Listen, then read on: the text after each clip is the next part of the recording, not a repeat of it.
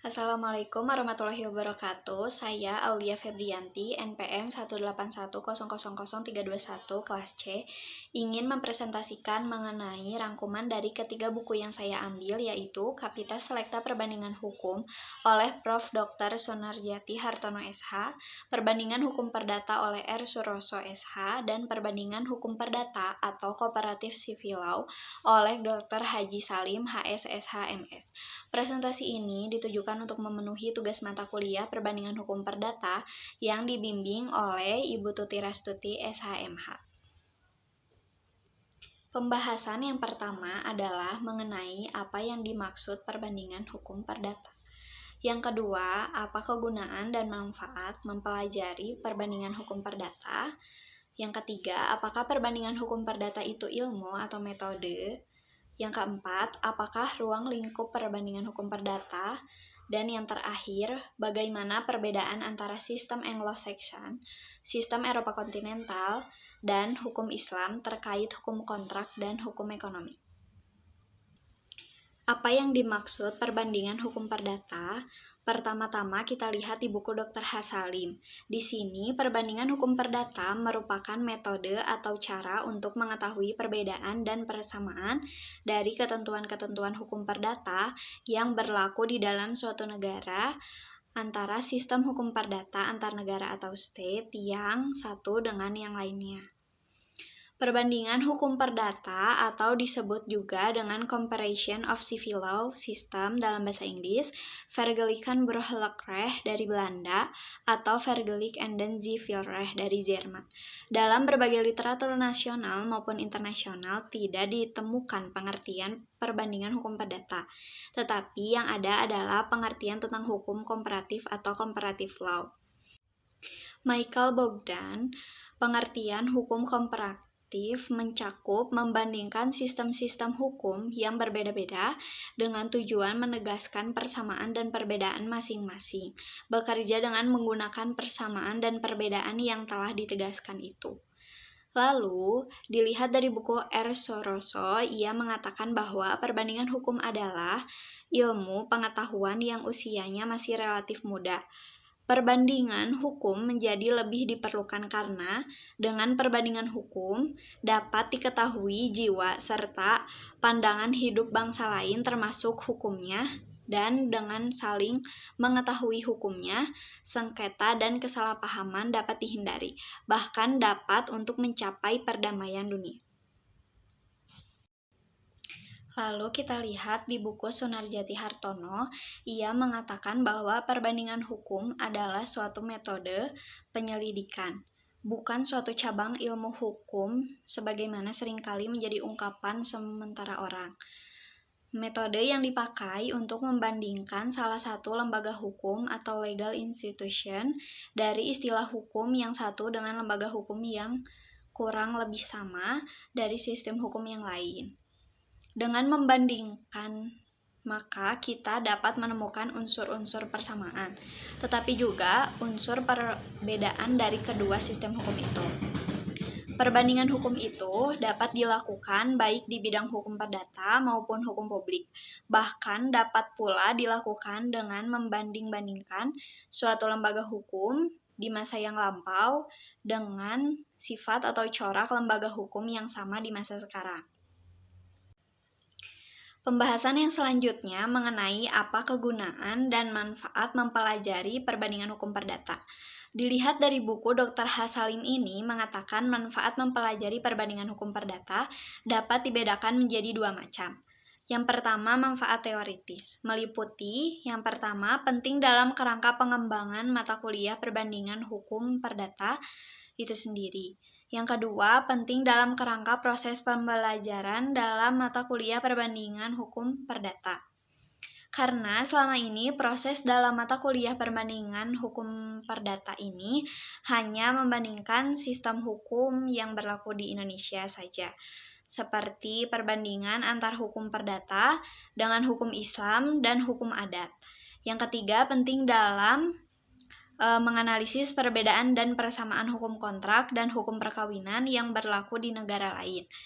Dan yang kedua, manfaat praktis meliputi yang pertama, penting untuk penyusunan rancangan Kitab Undang-Undang Hukum Perdata Nasional. Karena selama ini hukum perdata yang berlaku di Indonesia masih merupakan produk pemerintahan Hindia Belanda yang ditetapkan pada tahun 1848. Hukum perdata sudah tidak aktual lagi. Dengan adanya perbandingan ini dapat dijadikan bahan rujukan di dalam rancangan KUH Perdata Nasional. Lalu penting dalam kerangka proses penemuan dan penerapan hukum oleh hakim di dalam putusannya. Sementara jika dilihat di dalam buku R. Suroso, tujuan perbandingan hukum tidak semata-mata untuk mengetahui perbedaan dan persamaannya saja, tetapi jauh dari itu ialah untuk mengetahui sebab-sebab dan faktor-faktor yang mempengaruhi persamaan dan perbedaan daripada sistem hukum yang diperbandingkan. Perbandingan hukum mempunyai peranan penting di bidang hukum secara nasional maupun internasional. Lalu mempunyai fungsi penting dalam rangka penyempurnaan, pembinaan, dan pembentukan hukum nasional. Dengan mendalami ilmu pengetahuan perbandingan hukum, kita dapat mengetahui hukum secara lebih luas dan mendapatkan pandangan jauh ke depan, sehingga lewat perbandingan hukum akan terbentuk legal drafters atau ahli-ahli perencanaan hukum yang tangguh, yang pada saat sekarang ini sangat dirasakan kebutuhannya. Lalu perbandingan hukum perlu dipelajari secara lebih baik serta lebih mendalam karena perbandingan hukum berperan sekali di bidang hukum secara ilmiah maupun praktis bagi hukum pada masa kini maupun di masa yang akan datang. Selanjutnya, fungsi perbandingan hukum. Fungsi perbandingan hukum bagi pengembangan ilmu hukum di Indonesia menurut Sunarjati mengatakan bahwa fungsi perbandingan hukum memberi manfaat bagi dunia pengembangan ilmu hukum karena metode ini akan menunjukkan yang pertama bahwa sistem hukum yang berbeda menunjukkan adanya kaidah-kaidah hukum, asas-asas hukum, serta peranata-peranata hukum yang berbeda. Yang kedua, bahwa sebaliknya tidak jarang terjadi sistem-sistem hukum yang sama sekali tidak ada hubungan atau pertemuan historis, dapat memperlihatkan persamaan-persamaan dan dalam konsep hukum atau asas-asas hukum. Lalu fungsi perbandingan hukum bagi pendalaman dan perluasan pengetahuan di bidang filsafat hukum, sosiologi hukum, dan sejarah hukum bagi filsafat untuk menjawab pertanyaan mengapa dua sistem hukum yang sama sekali tidak mempunyai hubungan historis dapat menunjukkan persamaan, sudah mengarah ke bidang filsafat hukum. Di bidang sosiologi hukum, di muka telah dikemukakan sekalipun sumber hukum yang dipergunakan itu sama, namun penerapan kaidah hukum yang berbeda. Bagi sejarah hukum, di samping hal-hal di atas bagi pengembangan dan penerapan teori dan ilmu hukum, dapat juga dikemukakan bahwa unsur-unsur dalam peranata hukum yang sama dapat berubah dalam kurun waktu yang tidak sama. Fungsi perbandingan hukum bagi praktik dan pembinaan hukum, manfaat yang dirasakan oleh para praktisi adalah seperti lembaga legislatif, para hakim, dan arbiter dalam menyelesaikan masalah yang dihadapi. Bagi lembaga legislatif sangat bermanfaat dalam rangka penyusunan hukum, bagi para pengacara dan arbiter dalam pembelaan dan penyelesaian perkara, bagi konsultan hukum dan notaris dalam pembuatan kontrak-kontrak, terutama suatu kontrak yang bersifat internasional.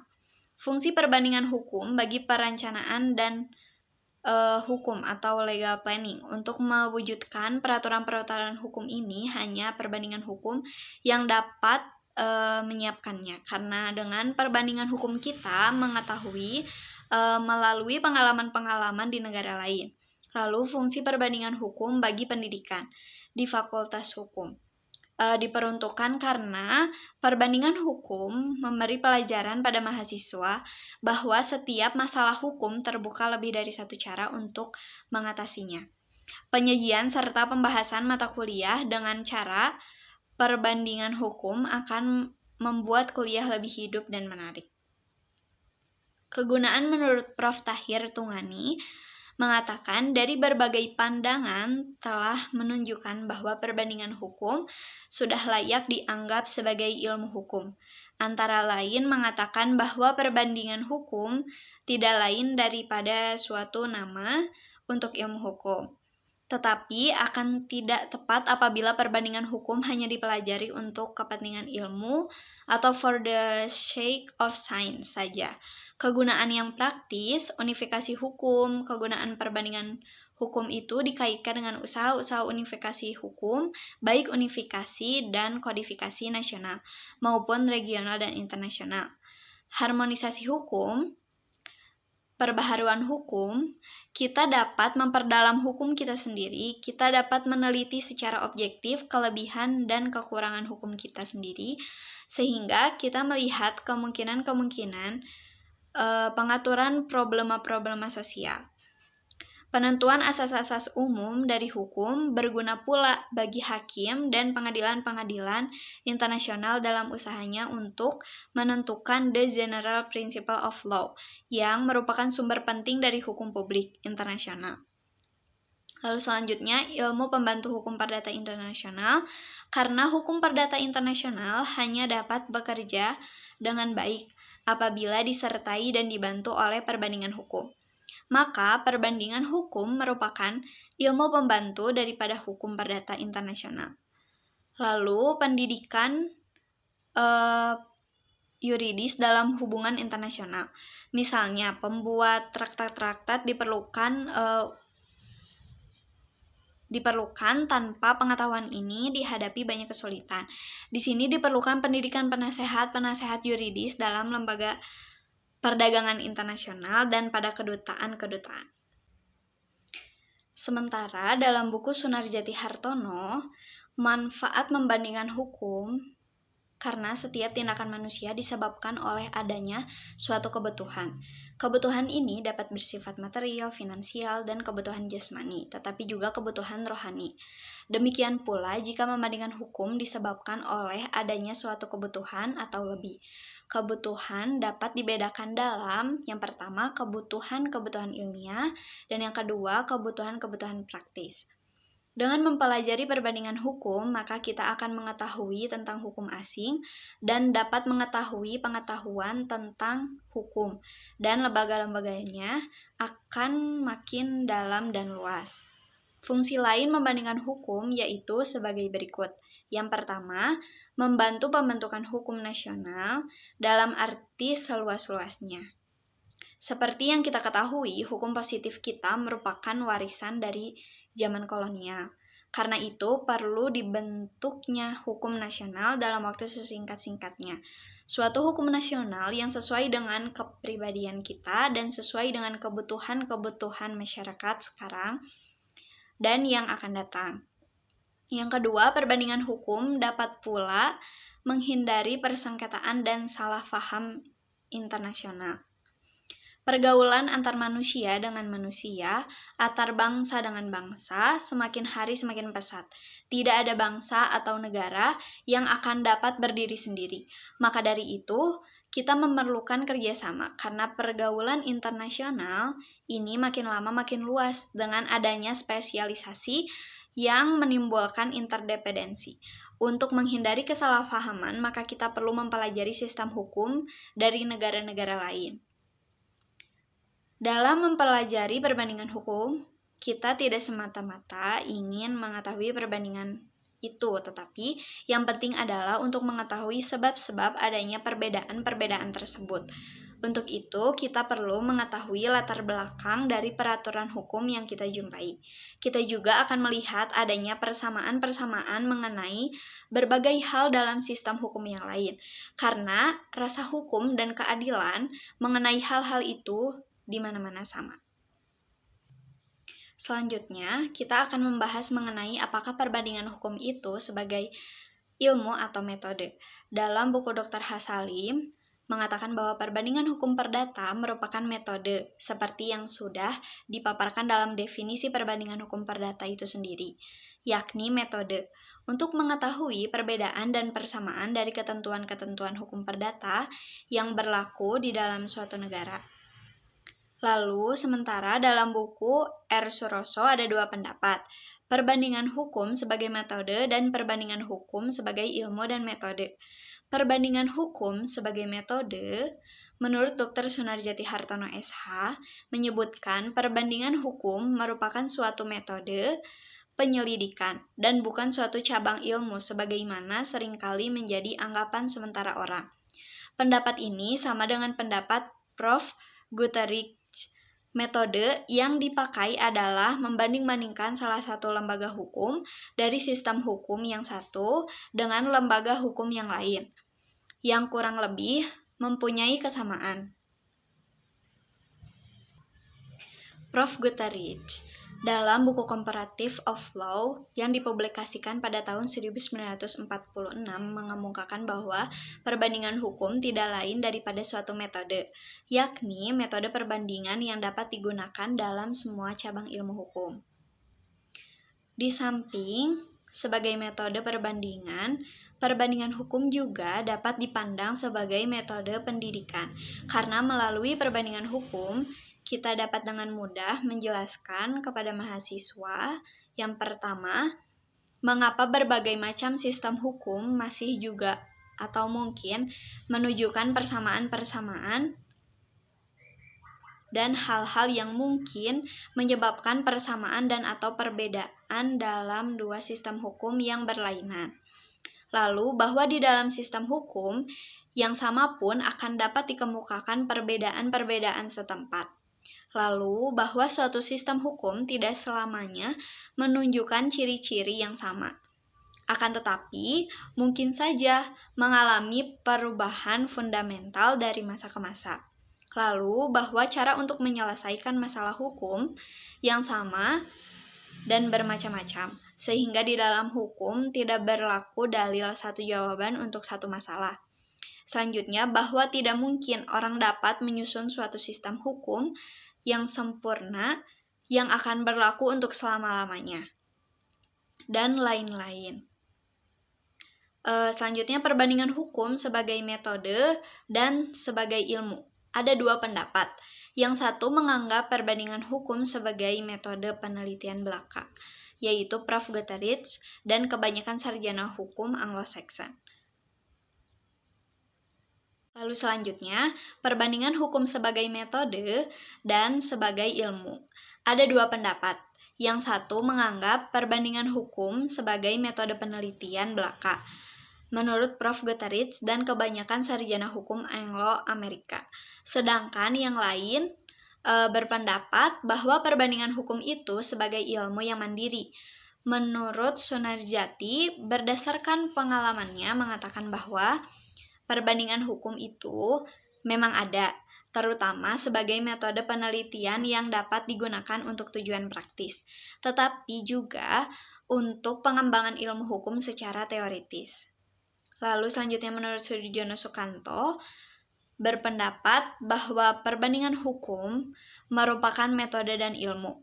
Baginya, yang penting adalah bahwa dalam ilmu-ilmu hukum itu, bagaimana penggunaan metode perbandingan secara tepat sebagai metode dan penempatannya yang tepat dalam sasaran, demi perkembangan ilmu kaidah dan ilmu pengertian dan bagaimana pengembangan hukum sebagai suatu cabang ilmu pengetahuan. Maka kesimpulan dari pendapat dan pandangan-pandangan tersebut di atas dapat disimpulkan bahwa perbandingan hukum adalah suatu cabang ilmu pengetahuan hukum yang menggunakan metode perbandingan dalam rangka mencari jawaban yang tepat atau problema hukum yang konkret. Sementara dalam buku Sunarjati Hartono mengemukakan di samping sebagai suatu metode penelitian, perbandingan hukum juga dapat dipandang sebagai suatu metode pendidikan hukum. Melalui dan menggunakan metode pendidikan perbandingan hukum dapat menjelaskan, yang pertama, mengapa berbagai macam sistem hukum masih juga mungkin menunjukkan persamaan-persamaan.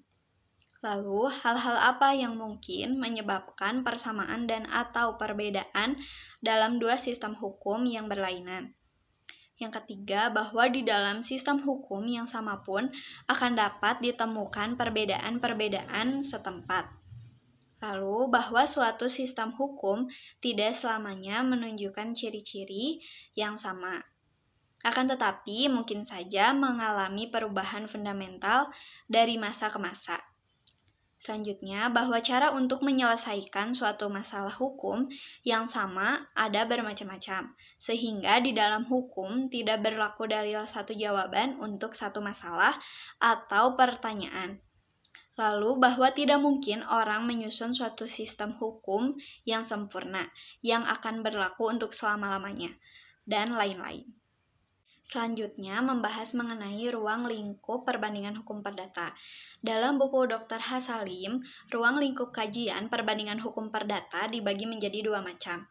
Yang pertama, kajian terhadap perbandingan hukum perdata yang berlaku dalam suatu negara, perbandingan hukum perdata yang berlaku dalam suatu negara, yaitu difokuskan untuk menganalisis atau mengkaji tentang perbedaan dan persamaan antar sistem hukum perdata yang berlaku di dalam negara yang bersangkutan.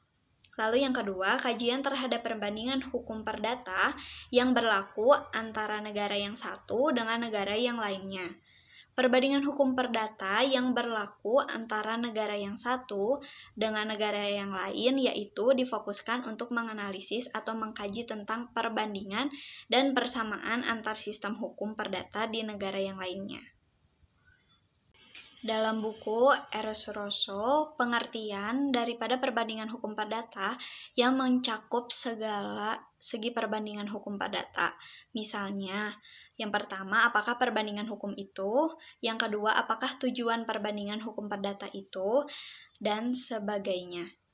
Perbandingan hukum perdata secara umum yang membandingkan sistem-sistem hukum berbagai negara, misalnya antara sistem hukum Eropa daratan dengan Inggris atau Anglo-Saxon.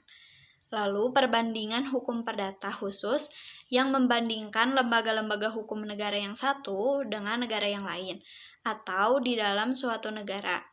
Misalnya, antara lembaga hukum perkawinan Inggris dengan Jerman, atau lembaga perkawinan adat Bali dengan adat Minang. Sementara dalam buku Sonaliti Hartono tidak membahas mengenai ini. Pembahasan yang terakhir yaitu mengenai bagaimana perbedaan antara sistem Anglo-Saxon, sistem Eropa kontinental, dan hukum Islam terkait hukum kontrak dan hukum ekonomi. Dalam buku Dr. Hasalim membahas mengenai perbedaan dan persamaan syarat sahnya kontrak.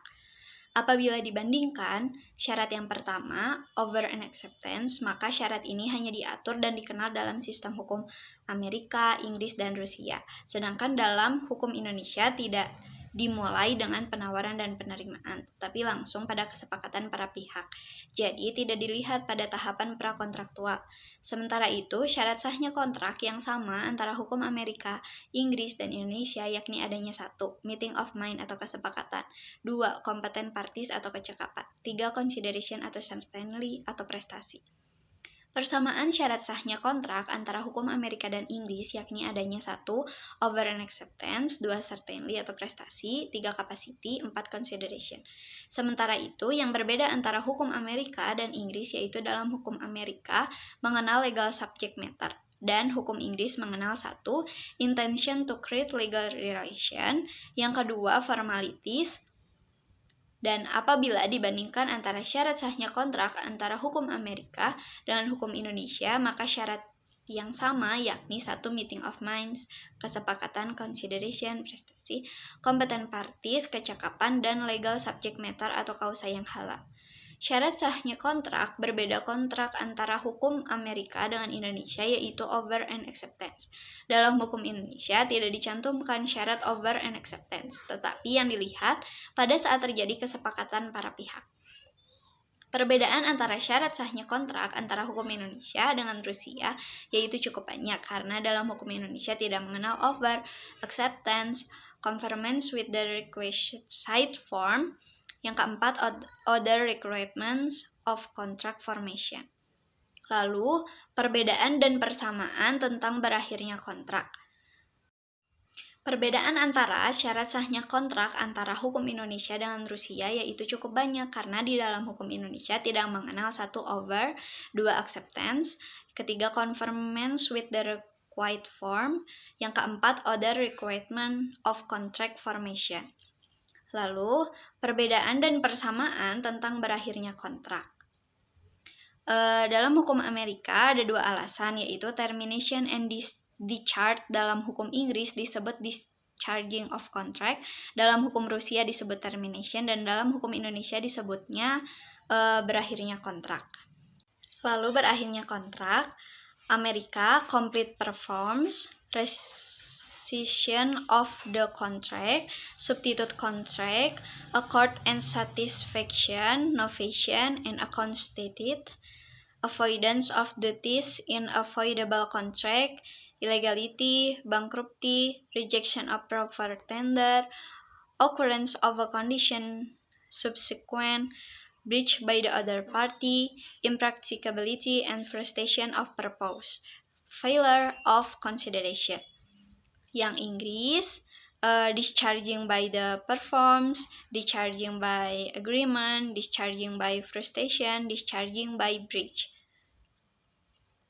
Lalu yang Rusia, proper performs, accord and satisfaction, the offset in the cessation of the claim, merger, termination of the obligation by the novation, termination of the obligation because of the impossibility to discharge, termination of the obligation on the grounds of an act issued by the state body,